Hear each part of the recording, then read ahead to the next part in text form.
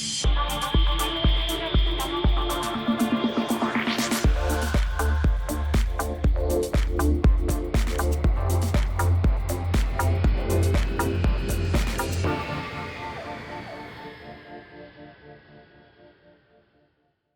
looking at COVID and the compliance checks for passengers and pushing them off airports. A positive spin-off using checks for compliance for passengers off airport. I'd like to introduce and welcome Alan Murray-Hayden, Director of Airlines, Airports and Security at IATA, to lead and moderate the session.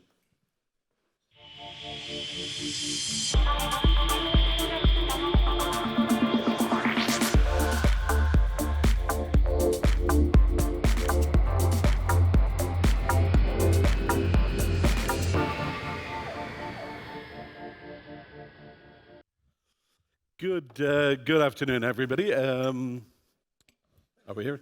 Okay, we're here today. We're covering the section, a positive spin-off from COVID. Next slide, please. Or do we have the? That's the one. Yeah. Okay, so what we're going to be doing is we're going to be talking about what happened with COVID, what we can learn for the next time, and also how technology can help. I'm joined here by Aras. Would you like to say a few words about yourself? Of course. Greetings, everyone. My name is Aras Kubilay. I look after industry engagement at HITIT.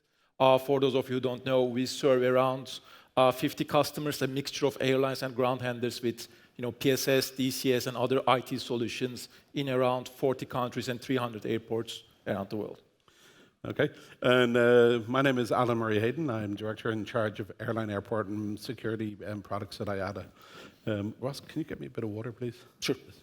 Okay, there's three speakers here. It's myself, Ross, and then there's some of you. So rather than leaving questions until the end, what we'd like to do is if you've got any questions or you'd even like to contribute to it during the presentations, just put up your hand and then we'll get a speaker over to you. So it's the afternoon, so we all need to get a little bit more active. So any questions, just put your hand up, or comments. Okay, so if we look, we're basically going to look at it in, let's take a look back at where we've come over the last 2 years. It's been traumatic. I mean, how many of us are missing colleagues? If we go back 3 years ago to IGHC, I'd say that there's a third of the people who used to come to this conference who are no longer in the airline industry. So I don't think we should forget just how traumatic it's been across all of the industry. We then need to look at what we could do better next time, and then also look at what we learned.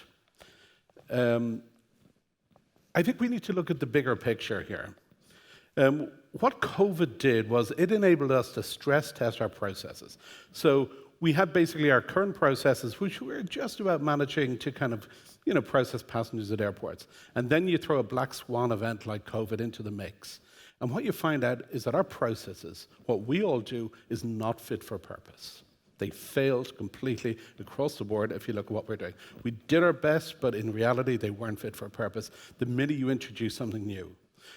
But if you then take a look and say, our industry is going to double over the next 15 years, and we're at about 95% capacity from our airports. COVID was the biggest wake-up call that if we carry on doing things the way we're doing at the moment, we will not be able to survive. I mean, the amount of people at lunch I spoke to today from Europe who said, you know what, we took a train here. It was just easier than flying. If we want to keep people flying and we want to support our industry growing, we have to look at what we're doing. We have to learn from what's happened over the next 2 years, and we have to then put in place the processes and the policies and governments to make sure that we can do that. So that's a little bit what we're going to be talking about in the next 30 minutes. So, Ross? Yeah. Well, I'm guilty as charged, as Ellen mentioned. I'm based in Amsterdam, and I took the Thalys train down here because Schiphol, as you in the industry... Radar. Yes, that's me. So sorry, guys. Don't tell other colleagues that won't watch this. But yeah, what we have observed, because it's been a process for all of us, right? So it was unprecedented. It's the single most serious downturn in the aviation industry since the Second World War, basically, and no one saw it coming. So in the beginning, everything was just tight lockdown. Nobody was flying, and after that, we've seen this. Easing stage by stage, let's say. So what we have observed, we can divide it into roughly 4 different stages. The first one was the most darkest days of COVID, let's say, when virtually all traffic stopped, and only the most absolutely necessary and then authorized travel could take place. Then, with people gaining a bit more confidence and with restrictions easing up a bit as well, we see some limited return of discretionary travel that gradually grew to, let's say, a wider array of discretionary travel, business travel starting back up, people flying to see their friends and families again. And we are kind of in the fourth stage now. So we are not as open as we were back in 2019 still, but we are quite close there. So those, no flying, no closed border days of COVID are mostly behind us. Okay, let's look a little bit more about the two middle stages where we're talking about discretionary travel. Because in the end of the day, if you have to travel, and that's it. But it's the discretionary one. It's the one where, last summer, well, shall we go on holidays? Shall we not go on holidays? Or was it the summer before? It all blurs into one at this stage. So that's really what we're going to look at for the rest of the presentation. Okay, there were basically, if you look at that discretionary travel, there was basically two different problems which were facing passengers. Number one, it was having the confidence to fly. And the second thing was, if they had the confidence to fly, they were then going to the airport and then they were faced with the COVID checks. And I think we all remember those images at Heathrow Airport of 8-hour queues at the door, as opposed to Dublin, where I'm from, where we've now got 7 hours queues out the door because of security, but that's another question. So what we're going to do is we're going to look at both of these in more detail. So passenger confidence and then COVID compliance checks at the airport. Yeah, so for passenger confidence, this is more the intention to fly part, right? We already saw this, all of us, and we are industry professionals. Like flying is like second nature to us. But even we had, these 5, let's say, main worries before we even decided to fly. So the first one was obviously, if we can fly somewhere, what do we need to fly? If we can come back. So the lack of regulations and clarifications there. And then the solution for that was that we needed clarity and a single source of truth for that. The next one was fear of catching COVID, if we went there, obviously. Contactless travel, something we've been working on as the industry for a long, long while, really came into its own during this time to address these concerns. Fear of getting caught in lockdown. So me and Alan, when we were working on this, actually, we tried to think what was the industry solution to this, because this is a very primal fear, right? Like you go there and then you get stuck. And when we put our heads together, what we came up with is actually there's been these innovative, let's say, insurance packages, based on blockchain, Ethereum, all the good stuff. We as a IT provider have been approached by multiple companies that wanted to integrate these systems into our booking platforms, where the system would automatically detect, mostly using thematic, I'd say, because the regulations would change, right, in a machine-readable format. It would detect that you are going into lockdown while you were free to go before, and then it will try to come up with alternative routings for you, or give you accommodations, or try to take care of you, basically. So that sort of smart insurance, let's say, try to alleviate those concerns. Before we move on, I'd like to just get back to the first one, and that's the clarity and a single point of truth. If you look back in COVID, I think we'd all recognize the situation. What the hell do I need to travel? I mean, I see a couple of heads nodding there in the audience. One of the products I look after is Thematic, which I think you're all well aware of. On an average day, we would make about 70 updates to Thematic for passport and visa regulations. That's the way it's always been. During the COVID period, we were making up to 220 changes per day. And initially, you would have the same country changing the regulations on a daily basis. And that simply was, that just sapped the confidence in people, because people were saying, well, I checked Thematic this morning and it said one thing and now it said something else. And the passengers are thinking, well, if it changed today, what happens there? What happens tomorrow? So if we did have another event like this, what's absolutely critical is we have clear communications to passengers and to ground handlers, so everybody knows what exactly they need and what needs to be checked. So that's one of the things, if we go forward with our advocacy work with governments, we have to say, you can't do that again. I know it's an emergency situation, but too many changes just mess things up completely. Okay, so we dealt with the second one. The second last one, testing cost and complication. That's another thing. I traveled the whole way through. I'll just finish this point and then I'll come to you if we can get a mic over. I traveled the whole way through the COVID pandemic. And it was a nightmare going between Amsterdam and Geneva. Getting what type of test was required and the cost involved. And when it worked really well? And that's when the Swiss and the Dutch authorities said, you know what, we're going to take control of the testing. That was the best thing which ever happened. It was a pandemic. Governments need to take control of health testing, and we should be working with them, but it should be with what they do.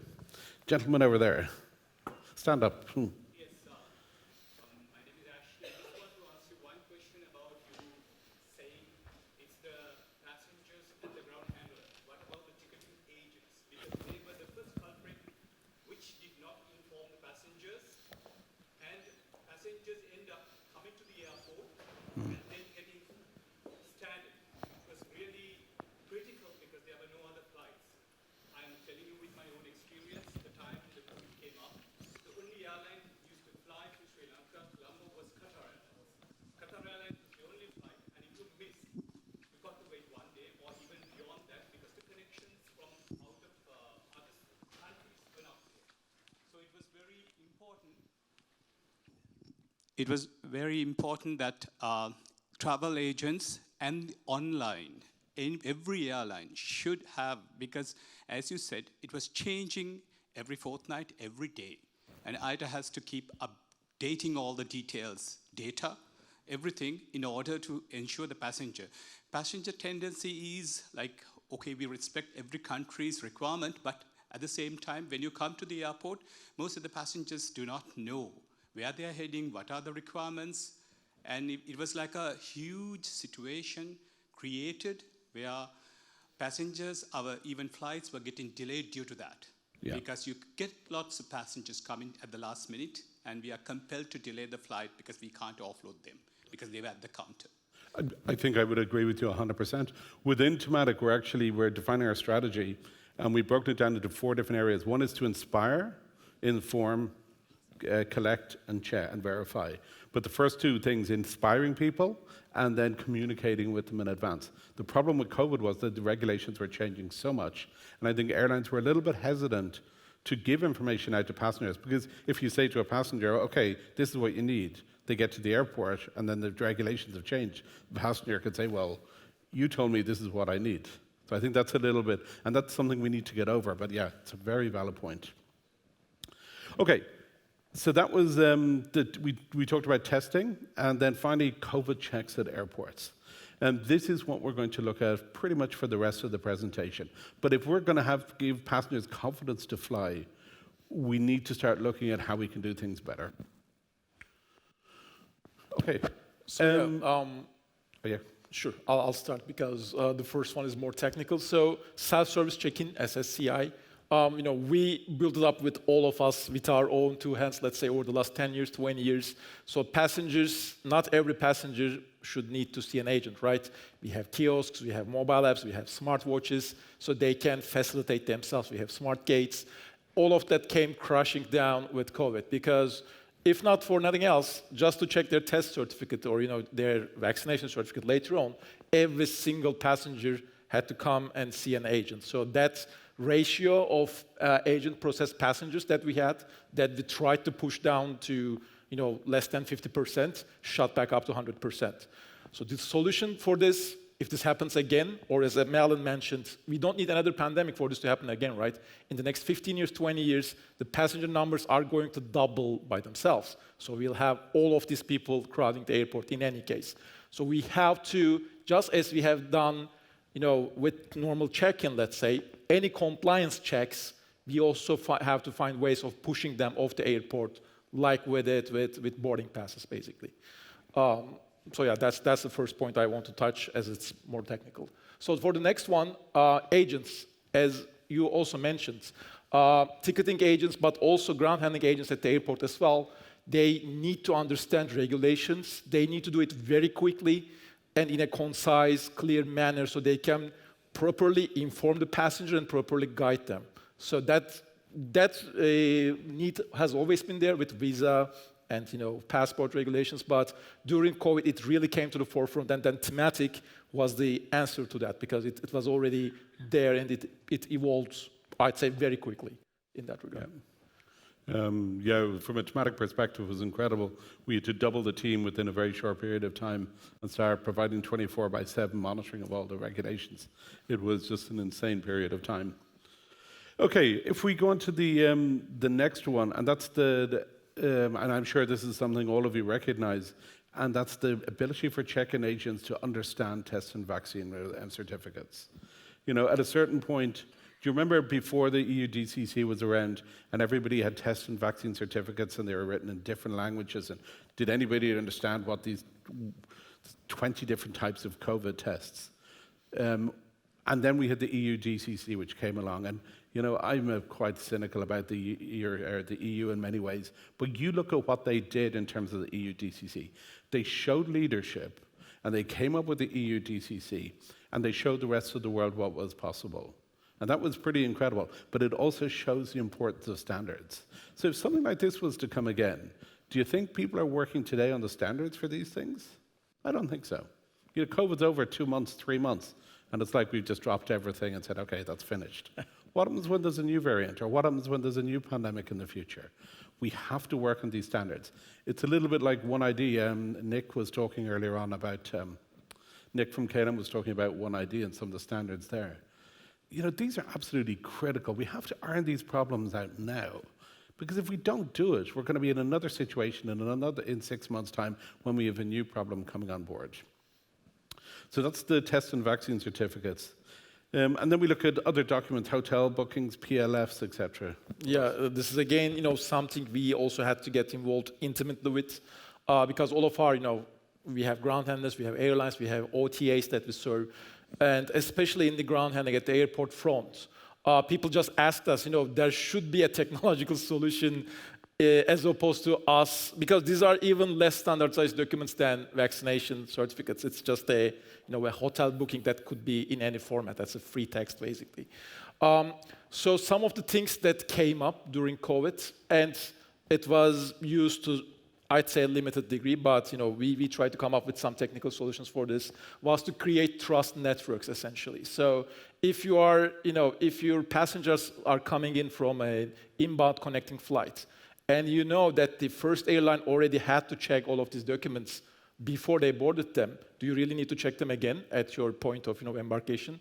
If we could somehow pass along that information through our network, let's say, and say, hey guys, this and that type of documents were already checked upstream, that proved some ease of mind and some, ease some of the pressure on the burden. But of course, this is just a stopgap measure. This is, this cannot be like this forever, basically. There needs to be a more fundamental change on how we are approaching this. And that's exactly the point. When you talk about upstream airlines checking things, it's putting a plaster on the problem.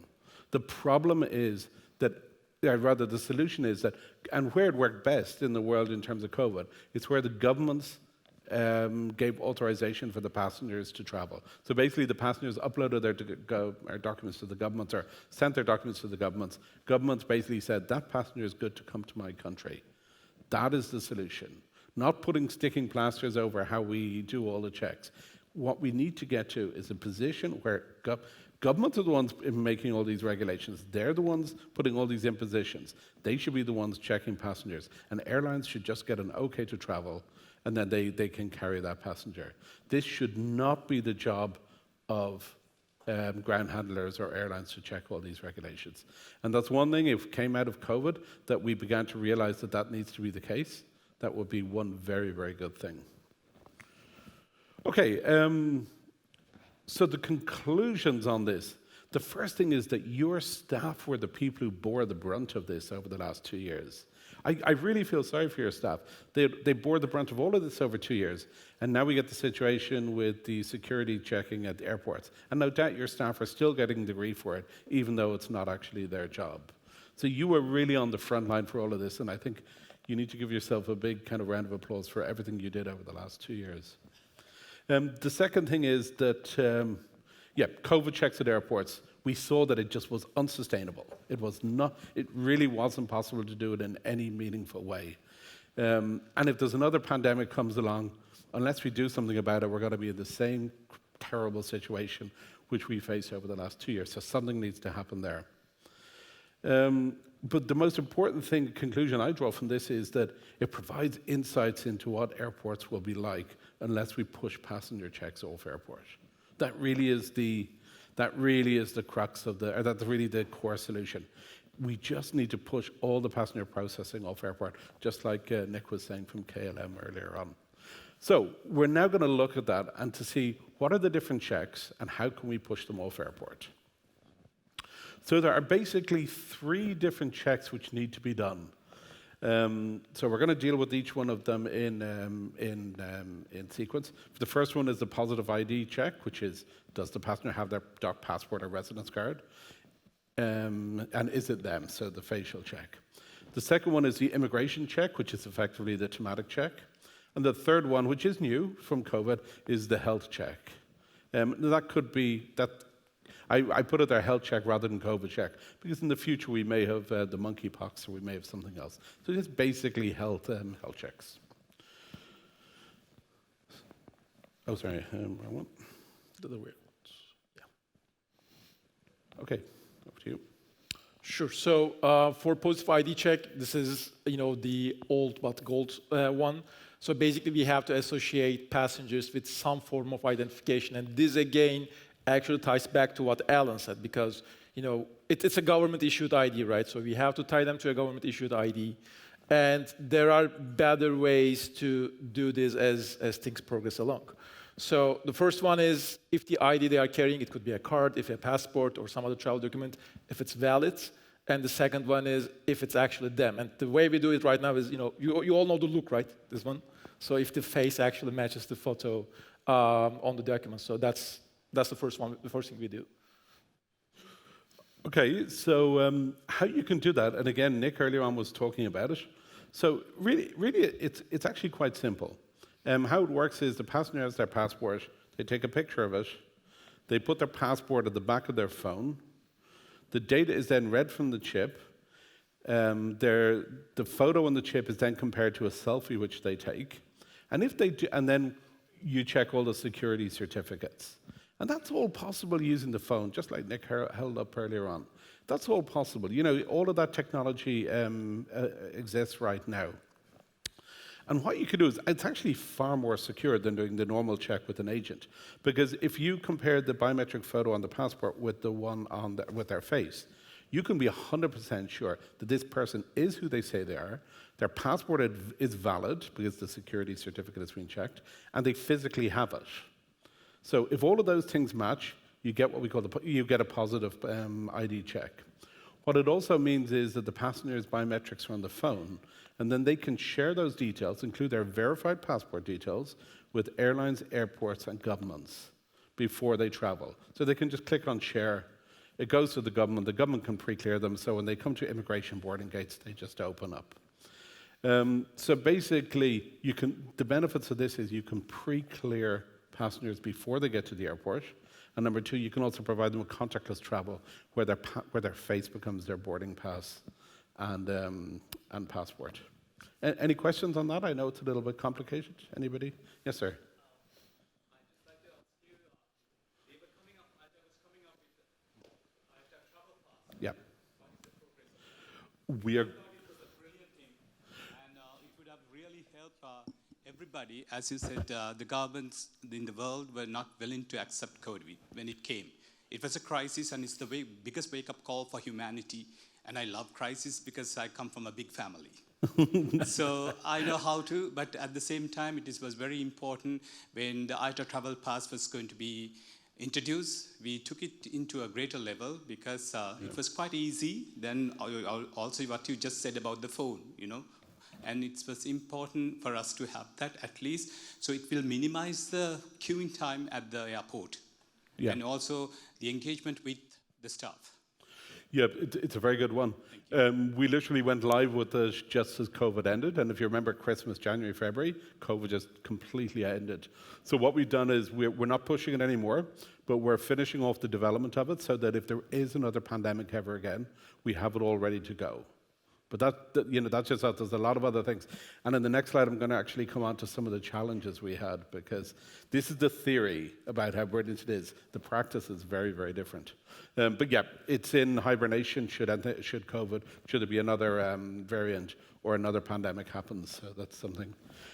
Still, if you allow, I think what is key for all of us here is that although we know we need to take charge ourselves because governments take time, if governments are not accepting, all our investments are in vain.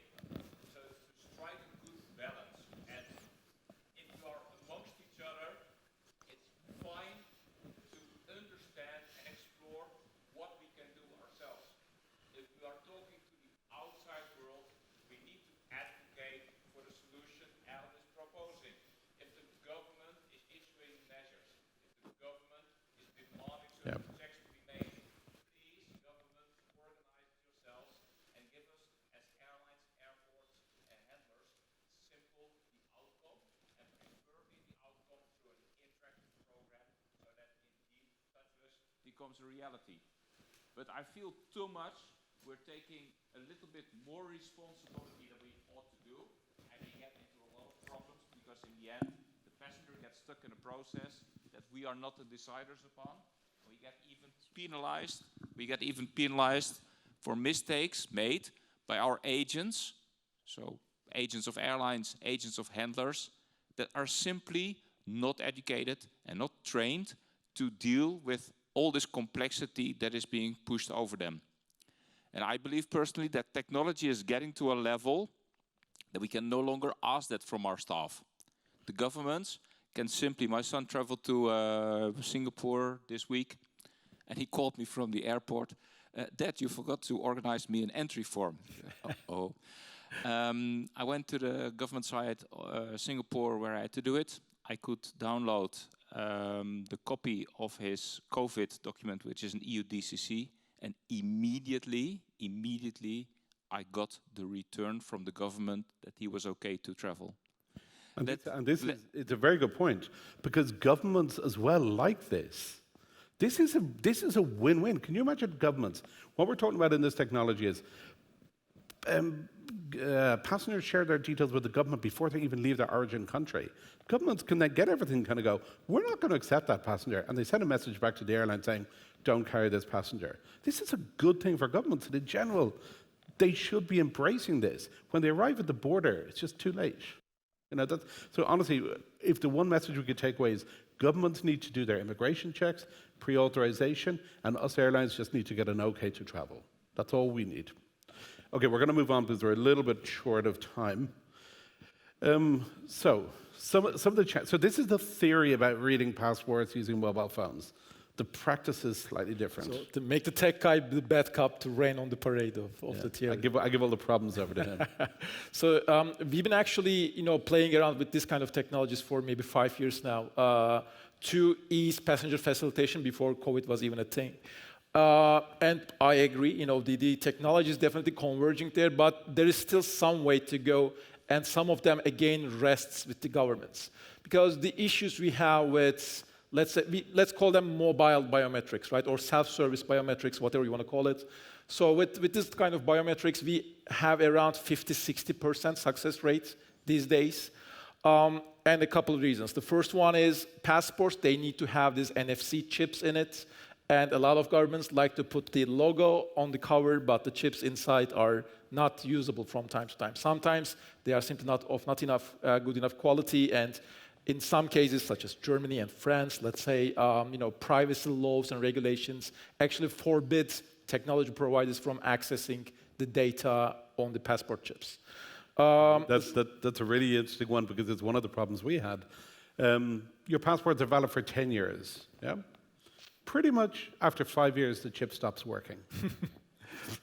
We had that on a couple of nationalities.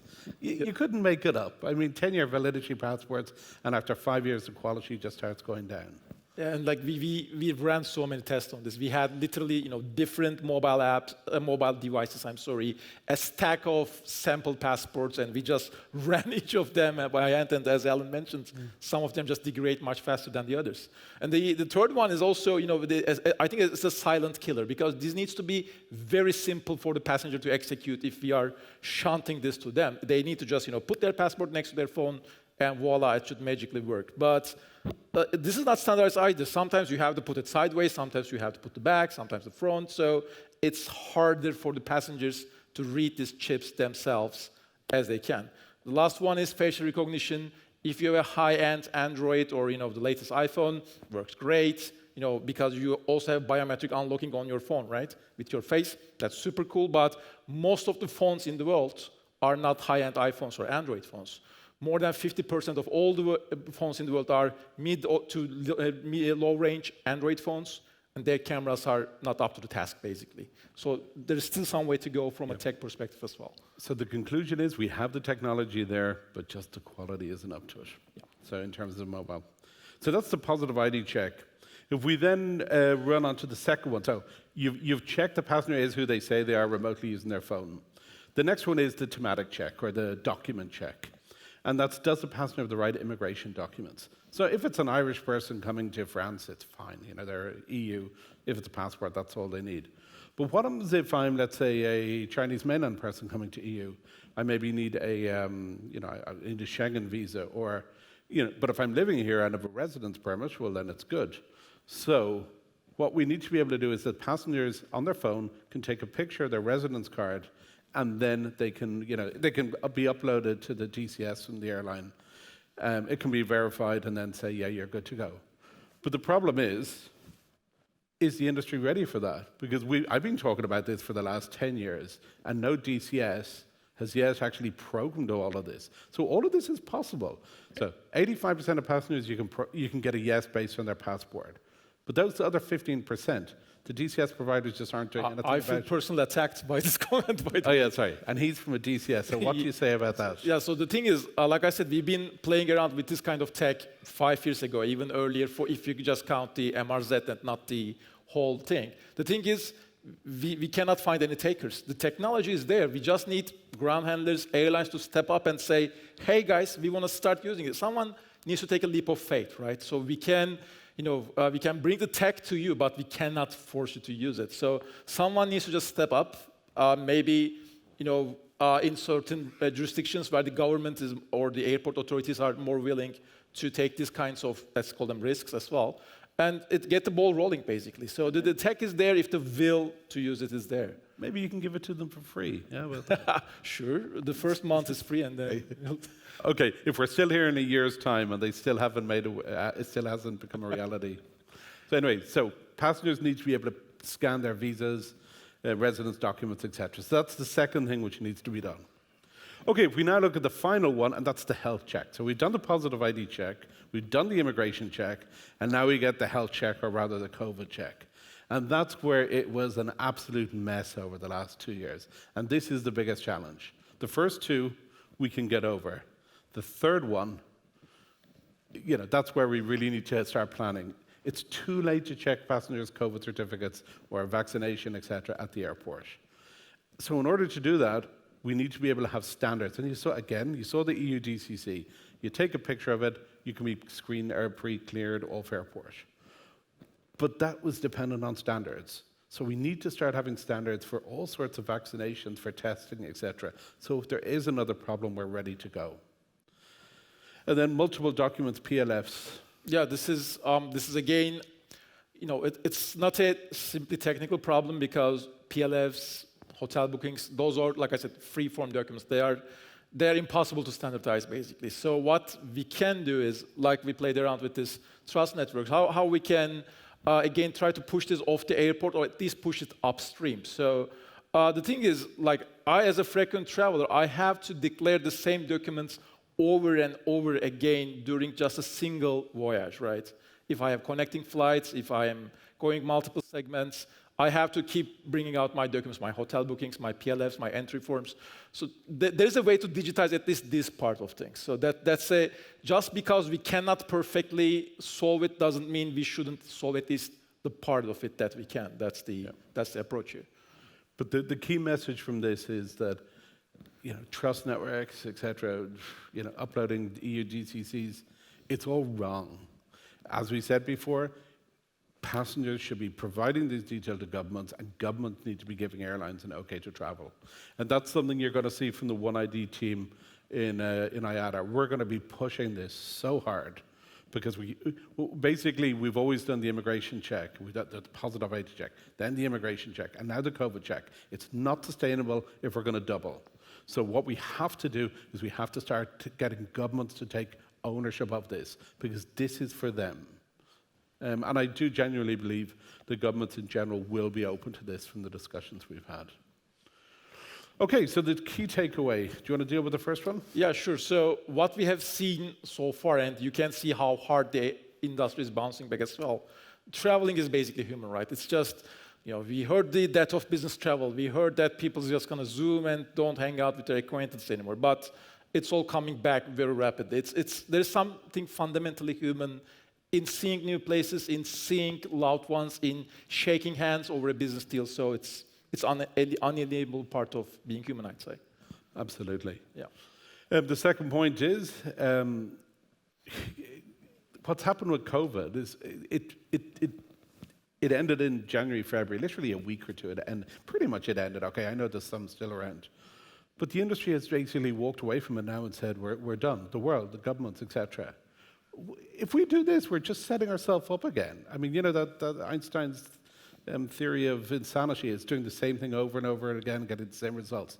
Unless we actually solve some of the problems we've been talking about here, we'll be in the exact same situation.